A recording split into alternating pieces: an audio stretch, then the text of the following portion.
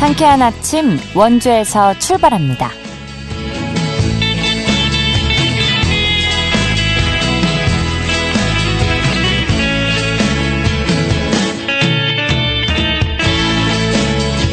여러분 안녕하십니까? 12월 9일 월요일 KBS 원주방송국에서 보내드리는 상쾌한 아침 원주에서 출발합니다. 저는 진행의 이은주입니다. 매서운 추위가 느껴지는 출근길입니다. 오늘 아침 최저기온 영하 8도에서 영하 4도로 지난주보다 기온이 더 떨어진 모습인데요. 따뜻한 옷차림에 방한용품도 해주시는 게 좋겠습니다. 오늘 낮 최고 기온은 4도에서 6도로 지난주와 비슷하겠는데요. 오늘 하늘은 맑은 가운데 영동 지역과 영서 남부 일부 지역에는 건조특보가 내려진 상태입니다. 대기가 매우 건조한 데다 바람도 강하게 부는 곳이 있어 화재 예방에 각별히 주의해 주셔야겠습니다. 오늘 준비한 소식입니다. 횡성 군민과 원주 시민들이 군용기 소음 피해에 대한 1인 시위 4주년을 맞아 현실적인 해결책 마련을 촉구하고 나섰습니다. 관련 내용 짚어보고요. 원주 교육문화관에서 오는 11일까지 평생 교육을 알리기 위한 행사가 진행되는데요. 리포터 현장에서 전해드립니다. 10년 넘도록 광역 상수도가 닿지 않아 물을 마음껏 사용할 수 없어서 삶의 질이 떨어지는 일이 원주 농촌 지역에서 일어나고 있습니다. 해결의 실마리는 없는지 알아보도록 하죠. 12월 9일 월요일 상쾌한 아침 원주에서 출발합니다.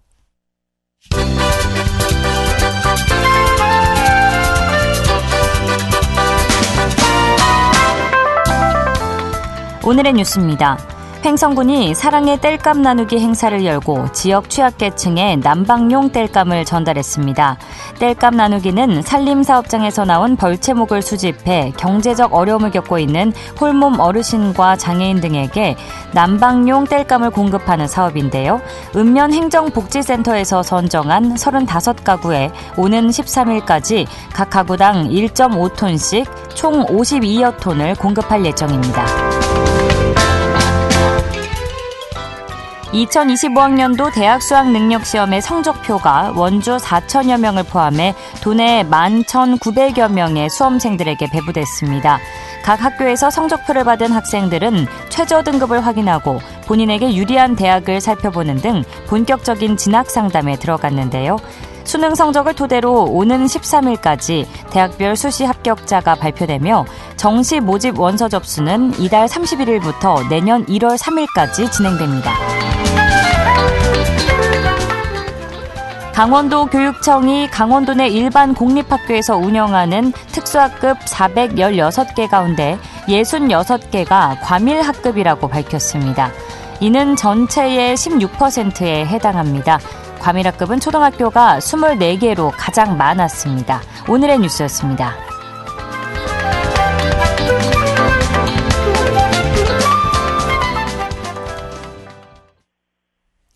상쾌한 아침 원주에서 출발합니다. 함께하고 계십니다. 지난 2020년 12월 7일부터 공군부대 입구에서 블랙 이글스 해체 피켓을 들고 횡성 지역 이장 등과 함께 출근길 폭염과 폭설 또 혹한도 이겨내면서 4년 동안 하루도 쉬지 않고 1인 시위를 이어오고 있는 한 사람이 있습니다. 바로 박재경 씨인데요. 4년이 흐른 지금까지도 블랙 이글스의 경유, 스모크 분사와 소음 피해에 대한 고통을 호소하고 있습니다. 횡성 군용기 소음피해 대책위원회 박재경 위원장과 자세한 내용 알아보죠. 위원장님 안녕하십니까? 네, 안녕하세요. 박재경입니다. 네, 현재도 피켓 시위를 하고 계시다고 들었습니다. 맞나요? 네, 진행하고 있습니다. 예, 지금 추운 날씨에도 하고 계신데 약간의 소음이 들릴 수 있다고 양해의 말씀 부탁드린다고 먼저 말씀을 주셨죠. 네. 고생이 많으시고요. 우선 주민들이 호소하고 있는 군용기 소음이 어떤 유형의 피해로 또 어느 정도로 나타나고 있는지 조금 알기 쉽게 설명을 해주실까요? 이쪽에 거주하신 분들은 이미 너무 잘 알고 계시죠. 네. 기본적으로는 블랙 이글스나 전투기가 이렇게 이륙하고 기동을 할 때에는 옆 사람과 대화가 안 됩니다. 잠시 멈춰야 되는 상황이고요.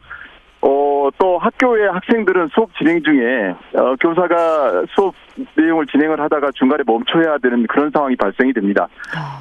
잘 아시겠지만 수업에 매기 끊기면 피차간에 얼마나 힘들고 어려운 상황인지를 너무너무 잘 아실 거고요. 네. 뿐만 아니라 횡성의 대표적인 산업인 축산, 우리의 소들이 블랙이글스가 기동을 할 때에는 거의 발작을 하듯이 하다가 부상을 입고 유산을 하는 경우가 허다합니다. 그래서 사람뿐만 아니라 동식물 환경에도 막대한 영향을 미치고 있는 거죠. 예, 사람뿐 아니라 동식물 환경에도 영향을 막대하게 끼치고 있다는 말씀이시죠. 네. 정말 하루 이틀 우리가 층간 소음만 있어도 힘든데 수십 년 동안 극심한 소음에 시달린다면 신체적과 정신적 고통은 말로 다 설명을 할 수가 없을 것 같습니다. 지난 11월 8일에 횡성군이 국회를 방문해서 국방위원장과 군용기 소음 피해 등에 대한 면담을 진행한 바 있었는데 여기서 얻은 결과는 무엇이었을까요? 글쎄요, 저는 군수께서 참모들을 대동하고 국회를 다녀오셨다는 얘기를 신문을 보고 알았습니다.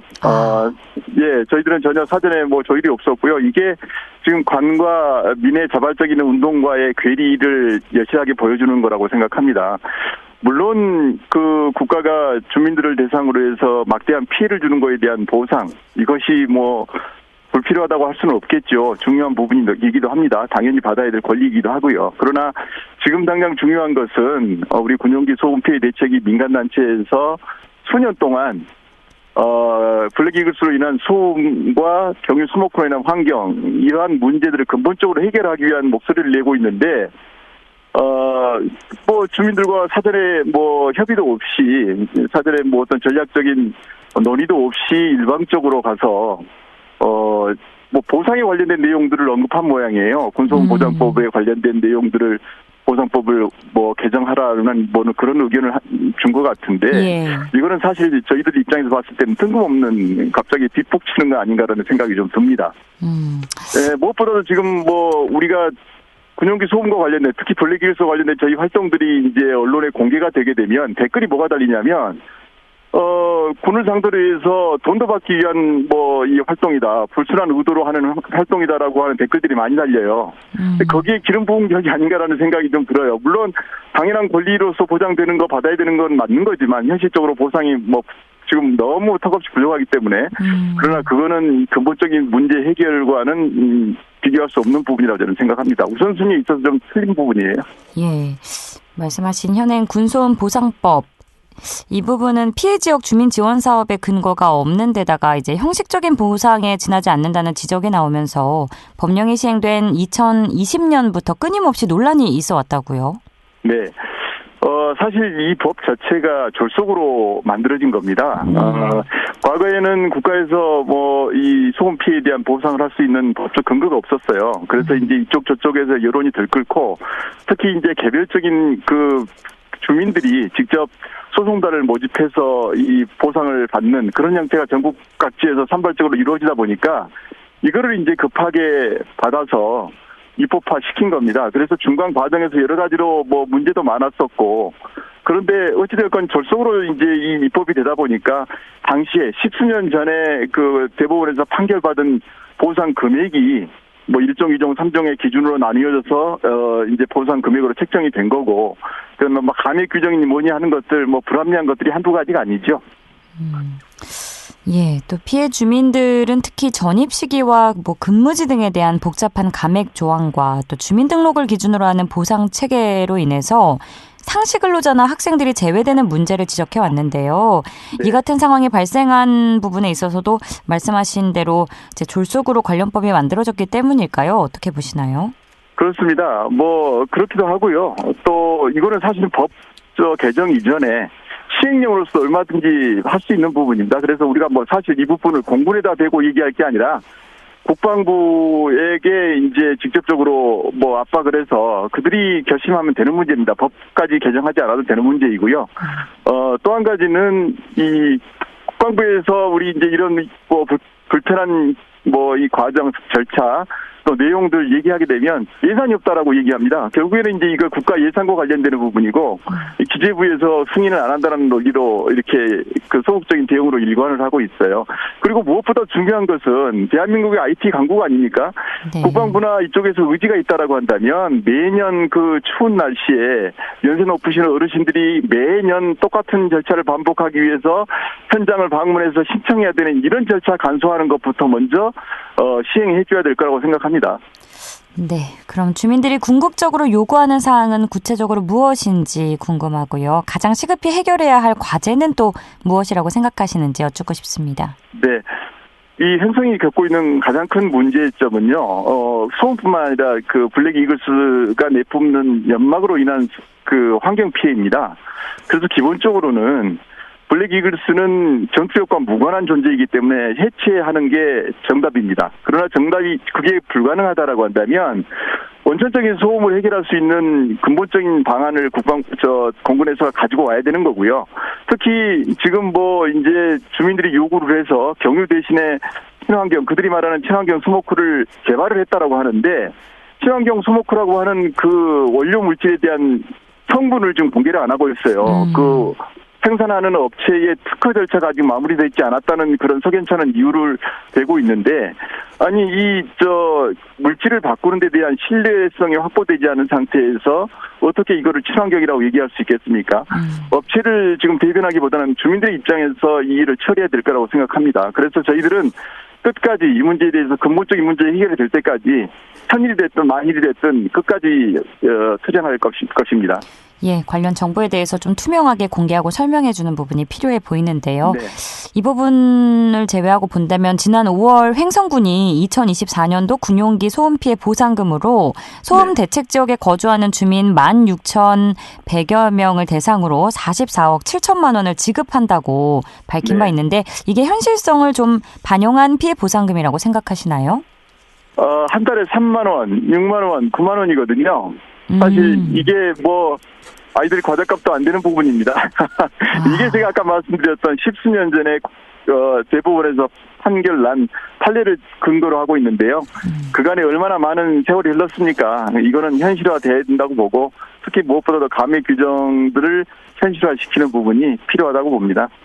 네, 위원장님께서 앞서서도 근본적인 해결이 이제 중요하다고 말씀하셨는데 앞부분에서 설명해 주신 걸로 근본적이라는 그 의미를 좀 이해하면 될까요? 아니면 덧붙여 주실 말씀이 있으실까요? 지금 뭐 사실 블랙 이글스에 관련돼서 공군에서 주민들을 대상으로 해서 하고 있다고 하는 조치들이 있지 않습니까? 네. 뭐 타기지 정기 훈련이라든지 그다음에 스모커에 대한 연막 사용량을 줄이겠다라고 하는 것이 사실상 내밀하게 들어가서 확인해 보게 되면 현실과 다른 부분이 많고요. 그리고 그런 것들은 언제까지나 어디까지나 임시적인 조치입니다. 그래서 상황이 바뀌게 되면 언제든지 되돌이표가 될 수 있는 부분이기 때문에 뭐 지금 얼마 전에 그 국정감사에서도 공군 참모총장이 얘기했지만 그러한 뭐 기지 이전이라든지 이런 문제들을 모호한 발언으로 자꾸 주민들을 희망 고문하지 말고 명확하게 약속을 해야 될 시점이 됐다고 봅니다. 예, 지금도 피켓 시위를 하고 계신데 앞으로 또 어떤 노력들을 계획 중이신지 끝으로 짧게 마무리 말씀으로 듣겠습니다. 네, 어찌됐건 우리는 주민들이 그 피해를 견디다 못해서 일어난 거거든요. 그래서 주민들의 뜻과 요구를 지속적으로 받아 안아서 끝까지 될 때까지 노력을 할 것입니다. 예, 앞으로도 좀 상황이 나아지길 바라보고요. 오늘 말씀 여기까지 듣겠습니다. 고맙습니다. 감사합니다. 지금까지 횡성 군용기 소음 피해 대책위 박재경 위원장과 이야기 나눴습니다.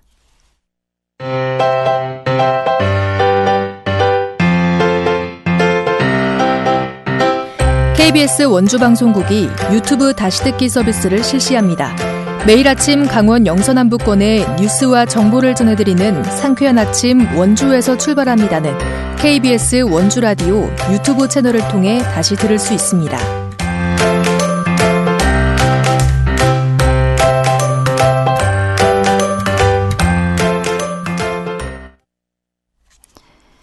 8시 46분 지나고 있습니다. 원주 교육문화관에서 지난 5일 목요일을 시작으로 오는 11일 수요일까지 2024 평생 이음축제가 이어지는데요. 자세한 내용 리포터 현장에서 알아보죠. 추인혜 리포터 함께합니다. 어서 오세요. 네, 안녕하세요. 네, 원주 교육문화관에서 평생 이음축제가 진행 중이라는데 이거 어떤 축제인가요? 네, 한 해를 마무리하는 연말을 맞아서 원주교육문화관에서는 1년 동안 진행된 평생학습의 결과물을 시민들과 나누기 위해 준비한 행사가 진행 중입니다. 네. 평생학습에 대한 관심을 높이고 올 한 해 성과를 나누는 자리인데요. 활동 수강생들과 평생학습 동아리 회원들이 직접 체험 프로그램과 전시를 진행하고 다양한 공연도 진행이 됐습니다. 이번 축제의 주제는 배움으로 이음, 더 넓은 나눔으로인데요. 작품 전시와 체험 행사는 시민 누구나 참여할 수 있습니다. 주말에는 공연과 함께 동아리 수강생들이 직접 부스를 운영하면서 인공지능 자율주행 자동차 활용해보기, 크리스마스 수제 빼빼로 만들기, 사계절 다도 체험 등 6개 행사가 진행되기도 했는데요. 원주 교육문화관에서 진행되는 학습 프로그램은 어떤 게 있을지, 또 내년에 새로운 배움을 고민하고 있는 시민분들은 이번 평생 이음축제 다녀오시면 좋을 것 같은데요. 원주 교육문화관 문화활동팀 이은영 팀장 이야기 들어보겠습니다. 제가 작년 하반기에 전체 리모델링을 하는 관계로 이 축제를 못해가지고 올해 2년 만에 기차하게 되었어요. 그래서 학생들도 학부모님들 많이 기다리셨는데 그런 강좌 수강생들과 평생 동아리 회원들이 작품 전시를 통해서 그동안 갈고 닦은 실력을 좀 선보이기도 하고요. 또 다른 이용자들에게는 우리 문화에서 이런 행사를 이런 강좌를 하고 있구나 홍보도 하면서 나도 저런 거 배워야 되겠다 이런 기회장을 만드는 기회를 삼고 있습니다. 우리 내년 어떤 강좌를 할 건지 지금 이제 구상 중이잖아요. 한 2월쯤 누리집 들어오시면은 어떤 강좌들이 대선별로 있는지 확인 가능하실 것 같습니다. 아니면은 저희 문화활동팀으로 전화 주셔도 좋을 것 같습니다. 시민들이 한 해 동안 어떤 학습과 배움에 참여했을지 궁금한데요. 어떤 프로그램의 성과를 만나볼 수 있나요? 네, 체험 프로그램은 운영이 마무리됐고 오는 수요일까지는 평생학습 전시가 이어지는데요. 네. 원주 교육문화관은 강원특별자치도 교육청의 산하기관인 만큼 다채로운 프로그램이 매년 준비됩니다. 크게 3가지로 나눠서 연령대별 강좌가 진행되는데요. 유아 강좌와 초등, 중등 학생 강좌, 그리고 일반 성인 강좌입니다. 시민들이 다양한 교양 교육 활동에 무료로 참여하면서 평생학습을 실천할 수 있도록 하고 있는데요. 어떤 프로그램이 있을지 궁금한 분들 진행 중인 전시를 통해서 알아보면 좋을 것 같은데요. 일반 성인을 대상으로 진행 중인 강좌에는 오일 파스텔 드로잉, 꽃그림 천아트, 한글, 한문, 서예 수강생들의 작품이 전시 중입니다. 미술에 문외한이던 시민들도 매주 문화관을 방문해서 수업을 배우면서 다양한 작품을 만들고 삶이 다채로워졌다고 하는데요. 아이들을 대상으로 진행된 독특한 프로그램도 많습니다. 아이들의 창의력을 기르는 데 좋다고 알려진 패턴 미술 프로그램인 젠탱글을 비롯해서 아이와 학생 대상 창의 프로그램 작품도 볼 수 있는데요. 이 전시장을 찾은 시민 수강생 이야기 들어보겠습니다. 천아트 했어요. 이거 제가 한 거예요. 이거 들고 다니고. 이거 찔레꽃이거든요. 또 가까운 데에 이렇게 좋은 정보기관이 있어가지고 알게 되어서 또 프로그램을 봤더니 유익한 게 많더라고요. 그래가지고 신청하게 되었어요. 아무것도 모르는 상태에서 했는데 하면 되는구나 그런 걸 느꼈어요. 여기 전시 안 돼 있는 것도 있잖아요. 네, 서양화도 있고 네, 다양하게 많더라고요. 오셔서 진짜 집에서 살림만 하시지 말고 잠깐 짬내서 오시면 유익할 것 같아요. 정말. 유아부터 일반 성인까지 모든 시민을 대상으로 다양한 교양 평생학습 프로그램이 진행 중이군요. 많은 시민들이 원주 교육문화관 프로그램을 적극적으로 이용하면 좋을 것 같은데 지금 특별한 이벤트도 진행 중이라고요? 네, 지금 문화관에서는 수능이 끝난 고3 학생들을 위한 이벤트가 진행 중인데요. 문화관 시설과 프로그램, 문화관의 책들을 학생들이 이용할 수 있도록 진행하는 이벤트입니다. 수능 수험표를 갖고 시설을 찾으면 카페 이용권을 제공하는데요. 책 책도 읽고 커피도 마시는 시간을 보내면 좋겠습니다. 네, 시민들을 위해서 다양한 학습 프로그램을 운영하고 있는데 내년에 있을 원주 교육문화관의 평생학습 프로그램도 벌써부터 기대가 됩니다. 오늘 소식 고맙습니다. 추인혜 리포터였습니다. 네, 감사합니다.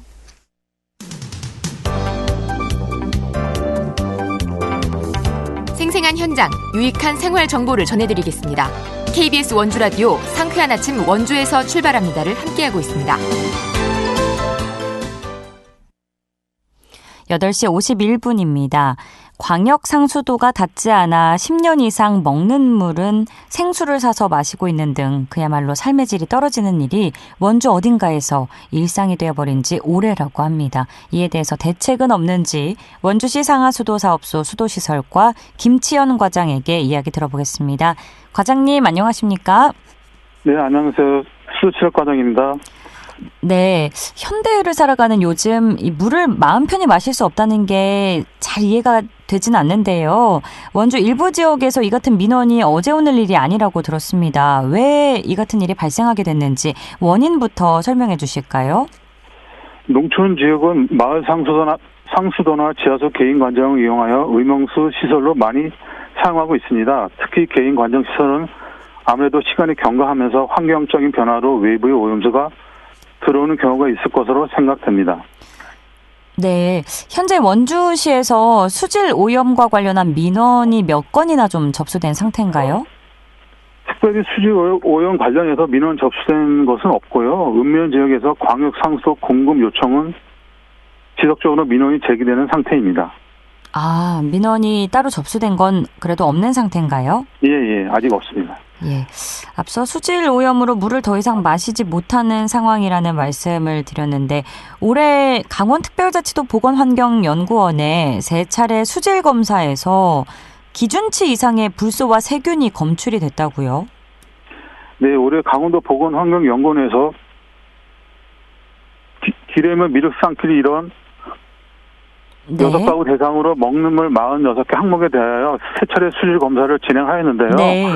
일부 가정 지하수에서 수질 기준을 초과한 불소, 비소, 일반 세균, 질산성 질소가 검출된 바가 있습니다. 잘 상상이 안 되지만 만약에 이 물을 주민들이 그대로 마셨을 경우에는 어떤 일이 발생하게 될까요?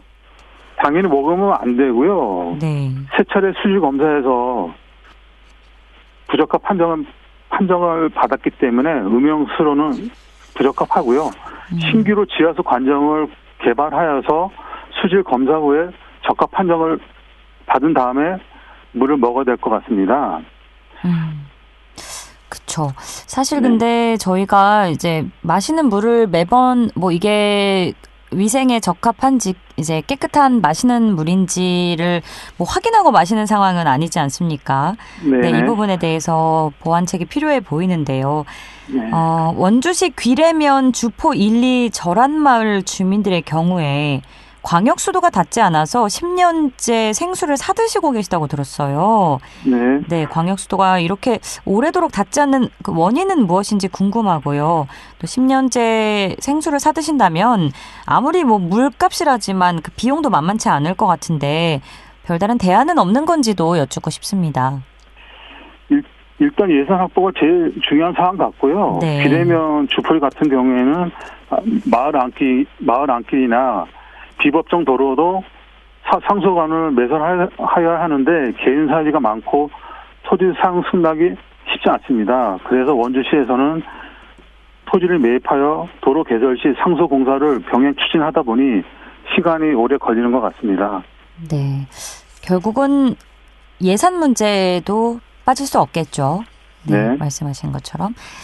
어쨌든 이런 실정에서 주민들의 삶의 질이 현저히 저하될 수밖에 없는 부분이 있는 것 같습니다. 오랜 시간 광역수도가 들어오지 않음으로써 일부에서는 원주시에 좀 적극적인 해결 의지가 없는 건 아닌가라는 의구심마저 든다고 하는데 이 부분에 대해서는 어떤 입장을 갖고 계신지 여쭙고 싶습니다.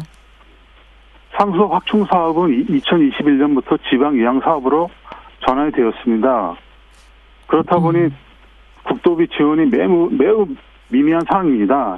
네. 2년째 강원도의 신규 사업으로 농촌 생활용수 개발 사업 예산을 요청하였는데요. 사업이 선정되지 못했습니다.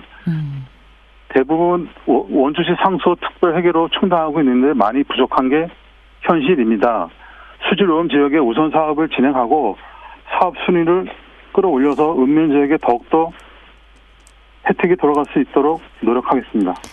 예, 지하수 오염에 관한 대응은 정부나 강원도의 도움이 필요하다고 원주시는 강조하고 있는데 물론 예산 부족도 이해가 되고요. 노력하고 계신 부분도 충분히 인지가 됩니다만 10년째 주민들이 불편해서는 안 되는 일이지 않나 싶습니다. 앞으로 해결해야 할 과제 무엇이라고 생각하시는지 그리고 주민들께 하실 말씀 있으시다면 한 말씀 듣겠습니다.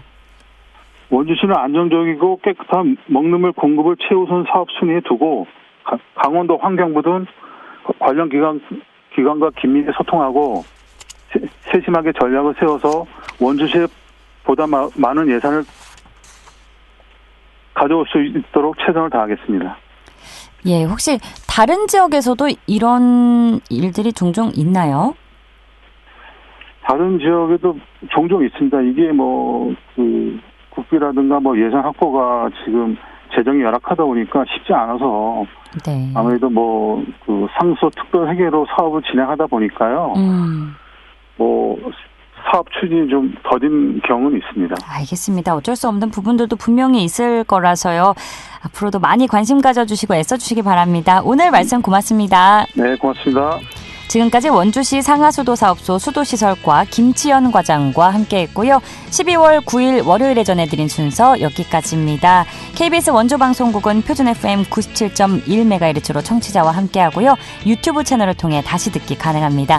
저는 내일 아침 8시 30분에 다시 뵙죠. 기술 김성열, 구성 정유리, 진행의 이은주였습니다. 여러분 좋은 하루 보내세요.